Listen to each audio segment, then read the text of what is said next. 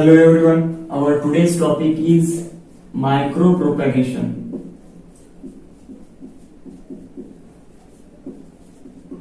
ठीक आहे, आज आपण पाहणार आहोत मायक्रोप्रोपॅगेशन काय असते ते. पण त्याआधी आपला एक टिश्यू कल्चर मधला एक छोटासा पॉइंट राहिला होता ज्याच्यामध्ये त्यांनी सांगितलेलं ऍप्लिकेशन ऑफ टिश्यू कल्चर. ठीक आहे, ऍप्लिकेशन ऑफ टिश्यू कल्चर ज्याच्यामध्ये आपण सांगू शकतो there are various application of tissue culture.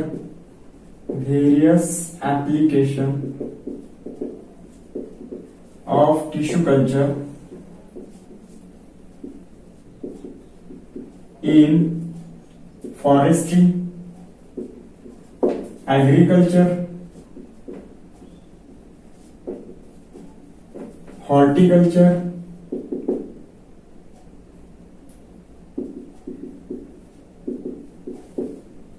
etc. ठीक आहे, वेगवेगळ्या ठिकाणी आपण टिश्यू कल्चर टेक्निक यूज करू शकतो. जसं फॉरेस्ट्री मध्ये म्हणजे वेगवेगळे प्लांट आपल्याला तयार करायचे असेल तर त्याच्यासाठी ऍग्रिकल्चर मध्ये चांगल्या हायब्रिड व्हेरायटी तयार करायच्या असेल तरी आपण टिश्यू कल्चर यूज करू शकतो. हॉर्टिकल्चर मध्ये म्हणजे वेगवेगळे फळाचे प्लांट तयार करायचे असेल तरी सुद्धा आपण काय करू शकतो, टिश्यू कल्चर यूज करू शकतो. मग काय आहे application? Application include production of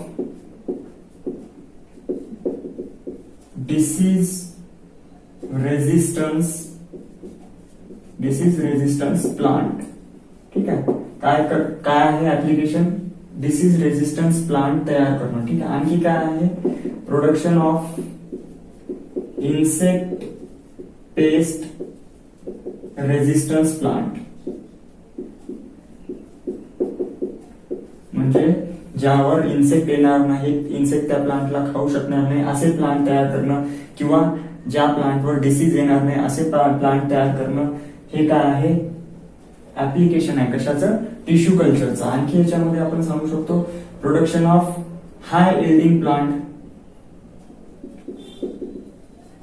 ठीक आहे, ज्याचं उत्पादन जास्त आहे असे प्लांट तयार करणं.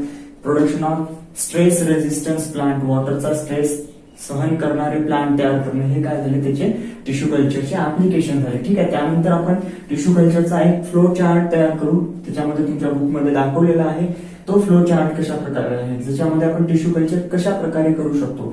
ज्याच्यामध्ये आपण काय करणार? Sterilisation.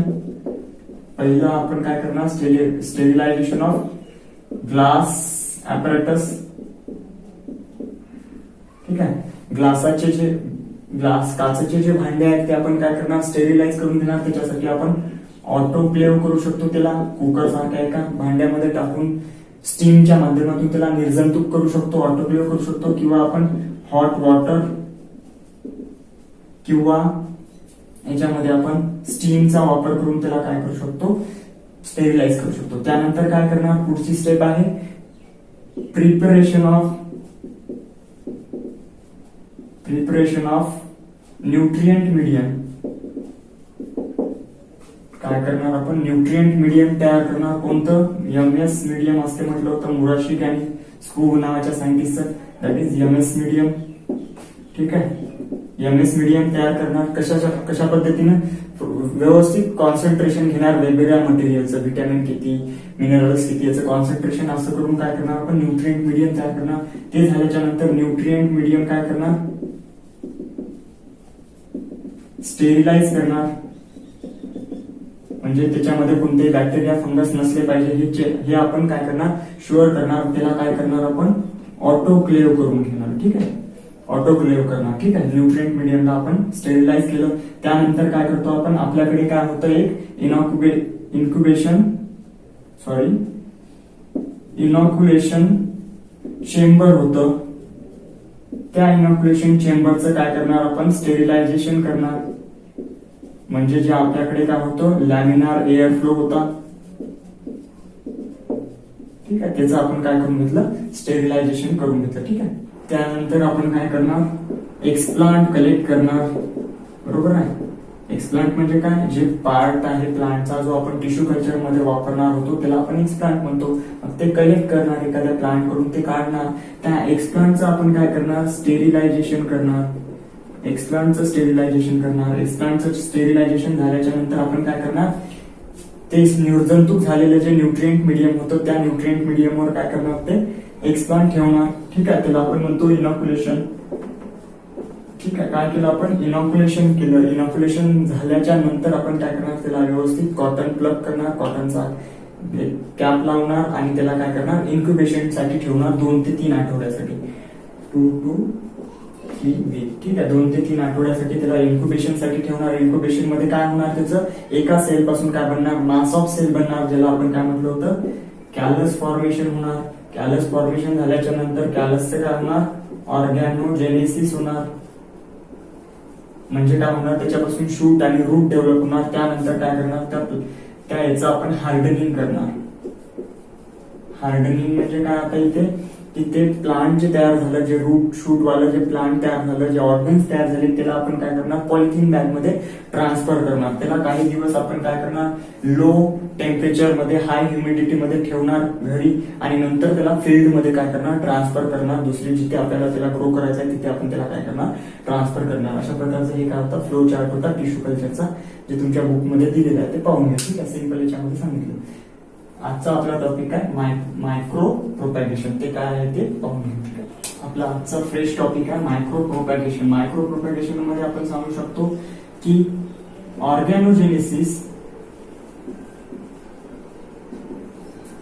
Through shoot is most widely used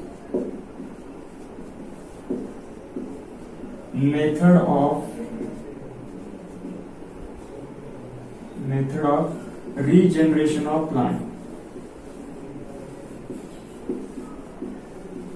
ठीक आहे, काय ऑर्गॅनोजेनेसिस थ्रू द शूट म्हणजे झाडाच्या मुळाच्या वरचा पार्ट, जमिनीच्या वरचा जो भाग असतो त्याला आपण शूट म्हणतो. त्या शूटच्या वेगवेगळ्या पार्ट पासून नवीन प्लांट तयार करणं, जसं लिव्स पासून, जसं स्टेम पासून, जसं बर्ड पासून.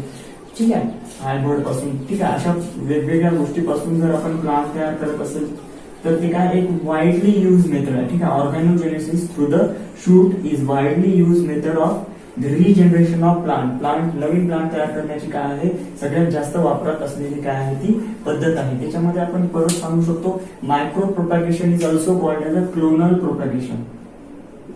It is also called as clonal propagation. Micro प्रोपॅगेशनला आपण काय म्हणू शकतो, क्लोनल प्रोपॅगेशन सुद्धा काय करतो म्हणतो त्याला. ठीक आहे, it is widely use by Indian biotechnologist. ठीक आहे, it is widely used by the micropropagation is widely used by the Indian biotechnologists in industry for production of ornamental plant.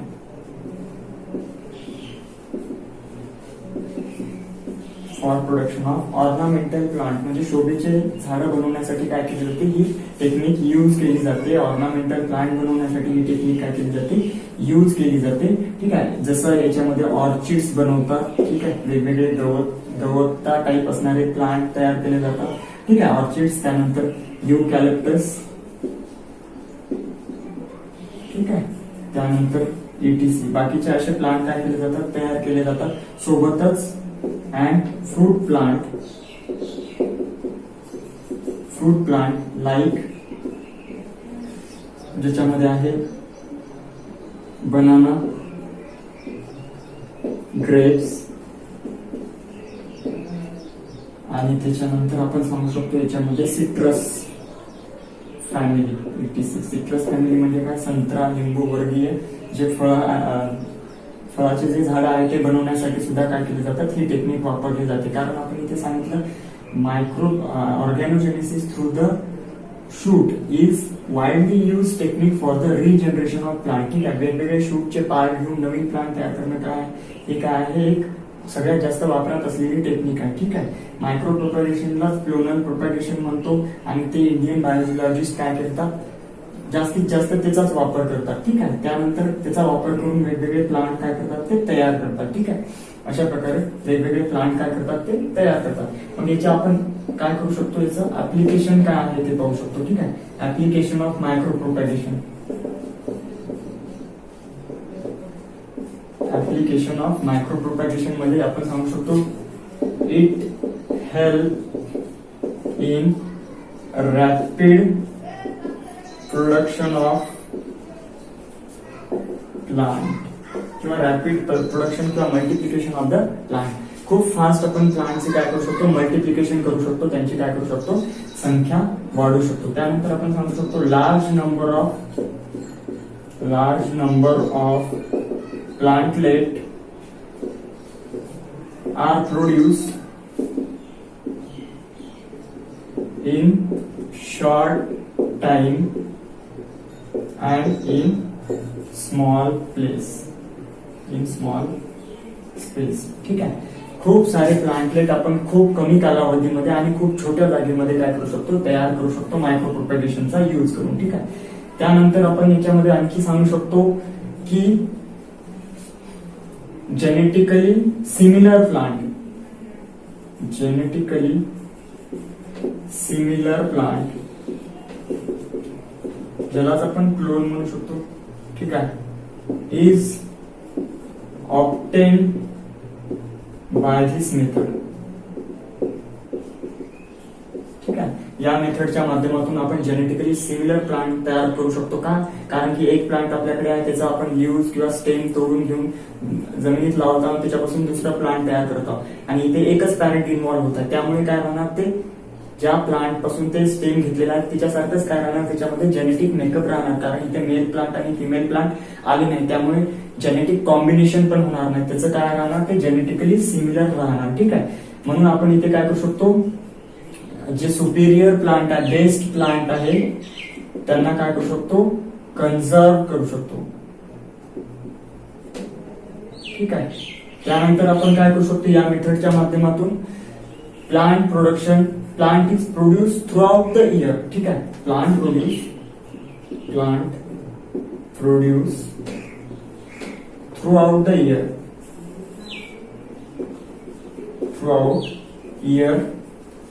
in control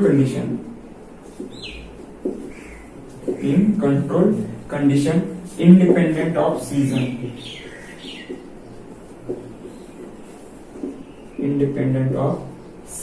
ठीक आहे, कंटिन्यू थ्रू कम्प्लीट वर्षभर आपण प्लांटचं production चालू ठेवू शकतो. त्याच्यामध्ये आपल्याला सीझनचं कुठल्याही गरज पडणार नाही, कारण आपण कंडिशन काय करणार आहोत, तशी मेंटेन करणार आहोत. वर्षभर आपण नवीन प्लांट तयार करत राहू शकतो. ठीक आहे, त्यानंतर आपण सांगू शकतो की जे इंडेंजर्ड स्पेसीज आहेत किंवा ज्या रेअर स्पेसीज आहेत त्यांचं सुद्धा आपण काय करू शकतो, प्रोडक्शन यांच्या माध्यमातून करू शकतो. ठीक आहे, इंडेंजर्ड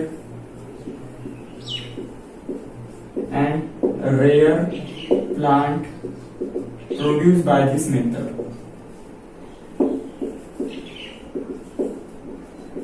या मेथडच्या माध्यमातून आपण इंडेंजर्ड म्हणजे संपुष्टात आलेले, म्हणजे धोक्याच्या पातळीमध्ये आहे, त्यांची संख्या दिवसेंदिवस कमी होत आहे, असे प्लांट आपण काय करू शकतो, तयार करू शकतो. आणि ते पण कसं, खूप फास्ट, बरोबर आहे, खूप लवकर तसे प्लांट तयार करू शकतो. ठीक आहे, हे झालं आजचा टॉपिक आपला मायक्रो प्रोपॅगेशन. ठीक आहे, त्यानंतर आपण याच्यामध्ये लिओनो मध्ये आहे तुम्हाला दिलेलं की बनानाच्या आपल्या महाराष्ट्रामध्ये काय आहे, काही व्हेरायटी यूज केल्या जातात. खूप चांगल्या व्हेरायटी आहेत त्या बनानाच्या, जसं आहे त्याच्यामध्ये श्रीमती.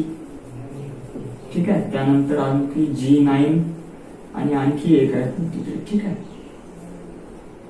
बनसारी काहीतरी आहे. ठीक आहे, अशा प्रकारच्या काय आहेत, व्हेरायटी आहेत बनानाच्या महाराष्ट्रामध्ये यूज करण्यात आणणार आणि हाय यील्डिंग व्हेरायटी आहे, खूप चांगल्या आहे, खूप जास्त प्रोडक्शन काय होते आपल्याला त्याच्यापासून मिळतं. ठीक आहे, समजलेली पूर्ण. आजचा टॉपिक संपला.